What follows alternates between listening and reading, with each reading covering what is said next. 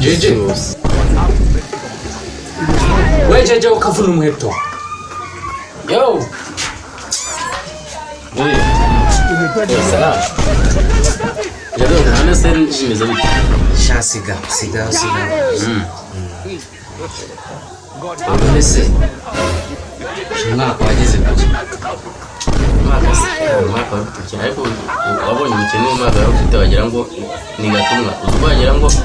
ni nkayambura ku bwano wa yari yanze guhita mani je byancanze umvuguru uri kuvuga nkaho tutaye turi kumwe ntabwo turi kumwe ntabyo nawe waruhaye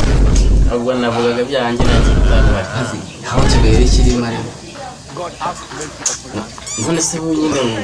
wowe wagize ikihe gitekerezo kuri ibyo ngibyo ko njye nanze no kongera kubitekereza nanze no kubitindaho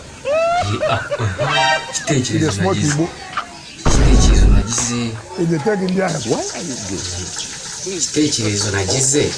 ariko jado rwose si igitekerezo wowe wagira ni ikihe ubuse ubu igitekerezo wowe ufite cyagaragaza wagize ku kisa ahubwo wenda wavuga ngo hari igitekerezo wagize wagira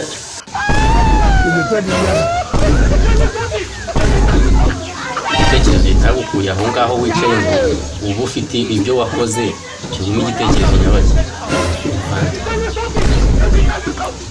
igitekerezo yakigira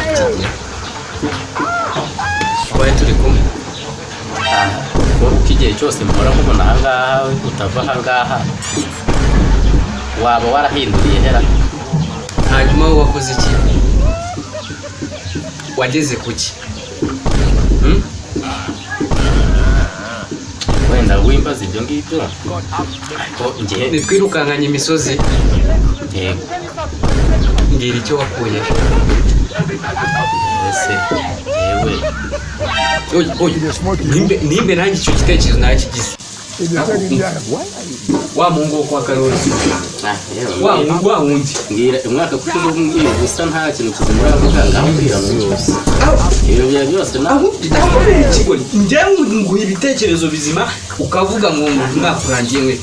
izi modoka sigagendamo ubu ntabwo agiye kujya kunyura ku televiziyo uwo uri kumva iby'abandi ntutekereze ibyawe nyine niyo mpamvu mbwira ati igitekerezo njye nubatse imyaka nuko wabonye abaguze imodoka nicyo gitekerezo ufite uri kumva none se ushatse kuvuga yuko iyo modoka njye muri uyu mwaka ndayiha nihaye intego nta mabyimbwa ajya abura mu bwoya